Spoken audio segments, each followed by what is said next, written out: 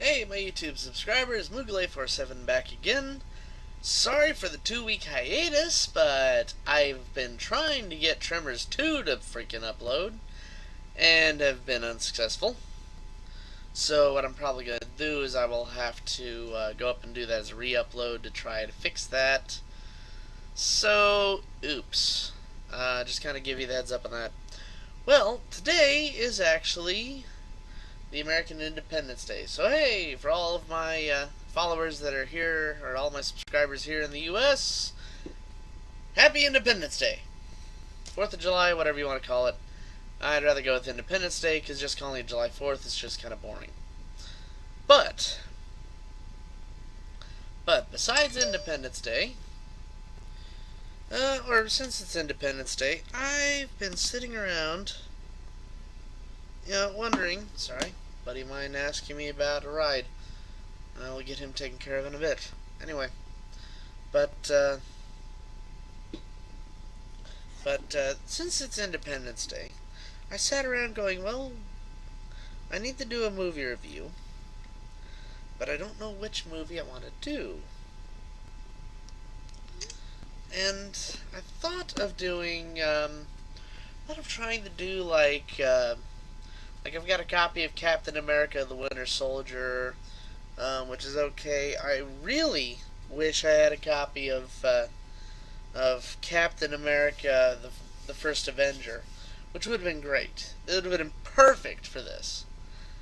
But I didn't. So, I don't own a copy of it. Look at a few other films, like maybe Spider-Man, or, like the Sam Raimi Spider-Man movies, or something like that. Yeah, it's like, well, those could work. For the love of God, guys. Okay, yep.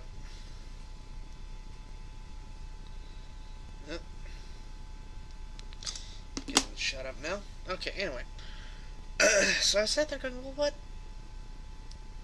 what other patriotic movies do I have? Well, I have an American Carol, but because of one good, really super deep bit of subject matter, I'm gonna save that one for around 9/11, or for around the anniversary of 9/11, because this will be 15 years, actually, yeah, 15 years since that happened. So I'm going to wait until September 11th for that. So if it's probably one of the first times I can actually go up and say, yes, guys, set your clocks for that one. We will review an American Carol on September 11th. I don't care if it's on a Monday or not. I don't give a shit. We are doing it. Now, so what review am I going to do today? I don't know. I just don't know. I mean, if only there was a movie that talked about how awesome America can be while still being a big satire, and being a movie that kind of gives a middle finger to some of the other neighboring nations around us. I wish there was some kind of a movie that did that. Uh-oh! I found one! Well, we're talking Team America World Police. Now, a little bit of background. For those of you that do not know what this movie is, this is a movie done by the creators of South Park, Matt Stone and Trey Parker. They were big fans of like the old Thunderbirds TV show, which was all done with puppets and all this, had the rocket ships on like strings and whatever, and it was pretty darn corny. They even did a live action movie, and that was worse. But with this, they decided to do a little play on the fact that after September 11th, there were so many people that kept seeing America go up and trying to go after all these different terrorist cells, And people were up there always saying, like, hey, America, stop policing the world. So these two guys had the idea, well, what if there was a group of, like, elite people that were going up from America and were just trying to stop terrorists as if they were the police. And, you know, and of course, at first they try to stop or they end up stopping a bomb from completely destroying Paris, and ironically, they themselves destroy it. But and then, but after they stop this terrorist, and one of the guys proposes to this girl that he likes, suddenly, a terrorist pops up and kills that guy.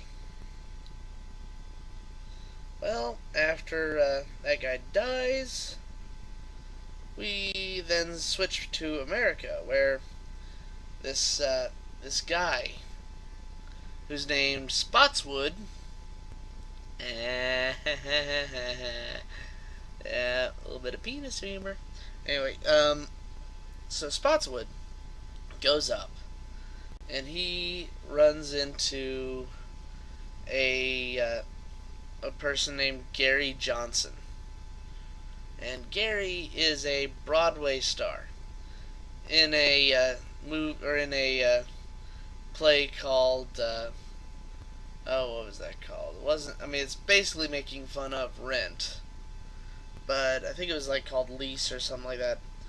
But they do a whole song about like how everyone has AIDS.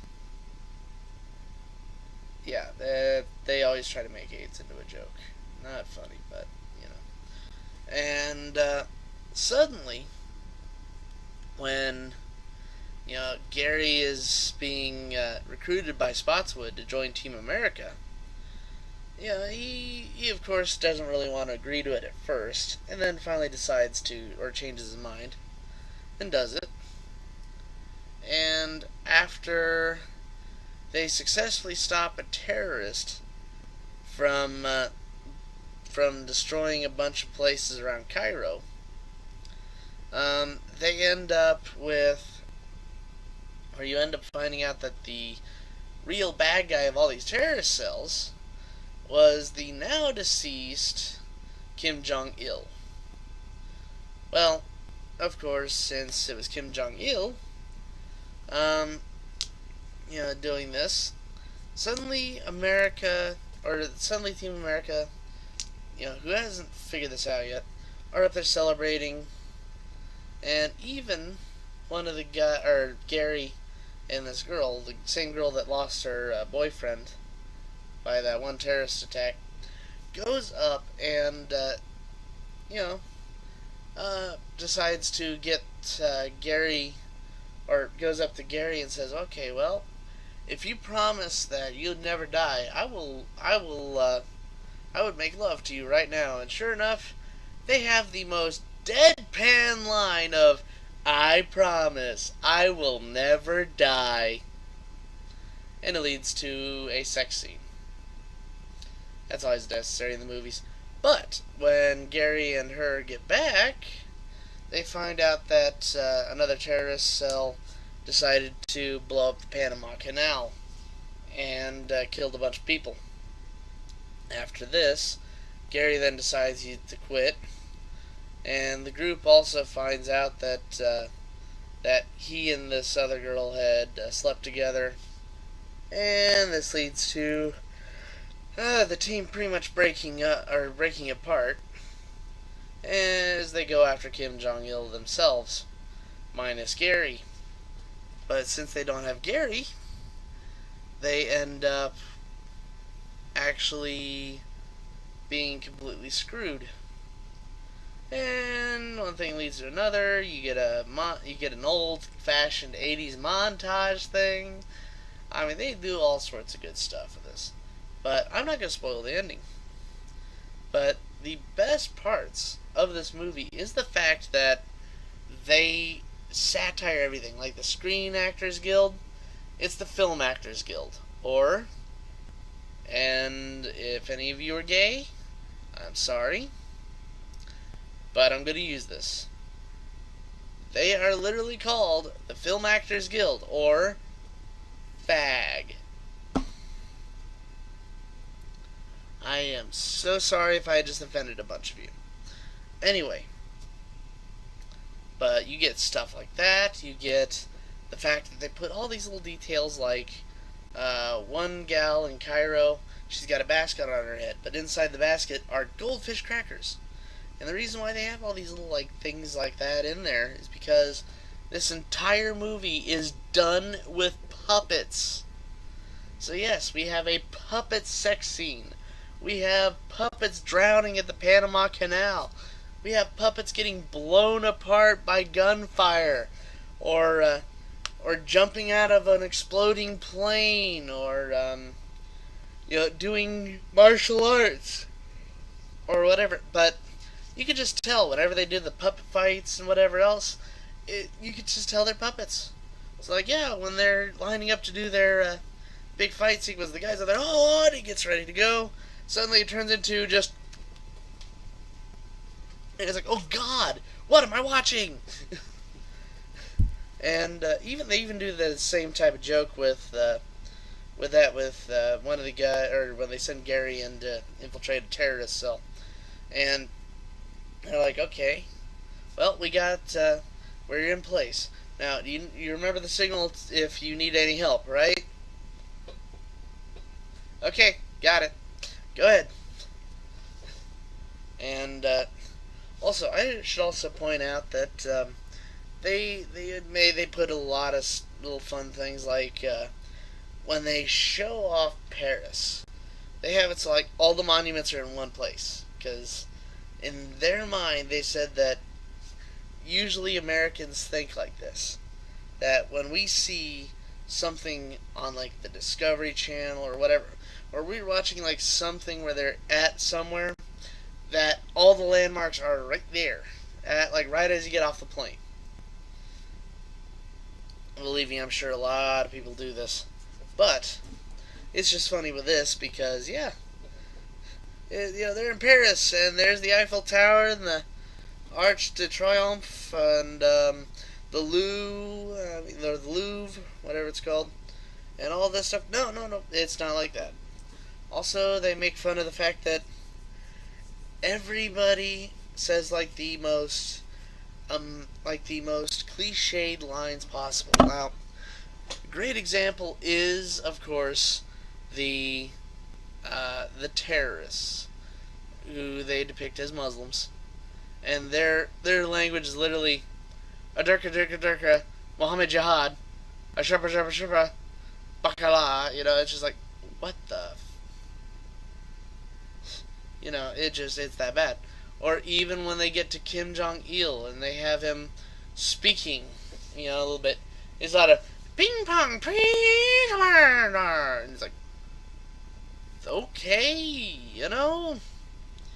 But like I said, this movie goes a long way to trying to do, whatever it can. Another good example of or especially, the movie does a good job of trying to make sure that you see the scale of the puppets. There's one scene where they're walking around and you see they've got a pair of toenail clippers, and I'm talking one of these attached to a little chain on his belt. Or another one of my favorite jokes that a lot of people don't pick up on, and I will point this out right now, okay? So, there's a scene where Gary is drunk, and he's throwing up a little bit. And after he gets out of the bar, he starts throwing up. And they build this scene out, and they pad this scene out with him just vomiting, probably for a good 2 to 3 minutes of puppet just sitting there, just blowing chunks everywhere. And then finally, when he passes out, he is laying in a human-sized pile of vomit. It is the most amazing sequence. I shit you not. It is so hilarious. But, oh man, like I said, but this movie really is fairly raunchy and everything else. And I mean, even just reading the front of this is, I mean, see, rated R. See, you got 18 plus for brutal violence and coarse language, but right here, rated R for graphic, crude, and sexual humor, violent images, and strong language, all involving puppets. But oh my god, it's seriously, this movie is awesome. I love this movie, and I would love to find my case again for it. Don't know where in the hell it went. But, like I said, it's just, this movie really does scream America. And oh yes, to even further scream that this movie is all about America, the theme song to Team America World Police is literally going up and saying, America! Fuck yeah! Seriously, if you guys have not heard it, check it out on YouTube right now. Just, I mean, you've already started watching my video, and I don't mind you giving me extra views. Just go up and go, oh, he said that this is supposed to be the song. No, trust me, it's literally called America Fuck Yeah. Go check it out right now. I mean, this video's here. You can come back to it. I don't mind. Because getting me more views on a lot of my videos helps out. But like I said, go check it out right now. Trust me, it is hilarious. Especially like the latter half of the song, they start listing off things about what makes America great. And this is before Donald Trump even tried. So we're not even going to get any further with that. Anyway, so like I said, that's going on, and that, and yeah, I mean, it's like I said, it's kind of funny that this is our Independence Day, and then Britain separated from, or decided to make themselves separate from the European Union. So also, hey, Britain, happy Independence Day to you guys too. So there you go. Anyway, I gotta give shout outs to all of those across the sea, especially the like 1% that, or the it's 0.1 something percent of the population of Europe, or of Britain, that knows my videos. So anyway, so like I said, this is really all I gotta say.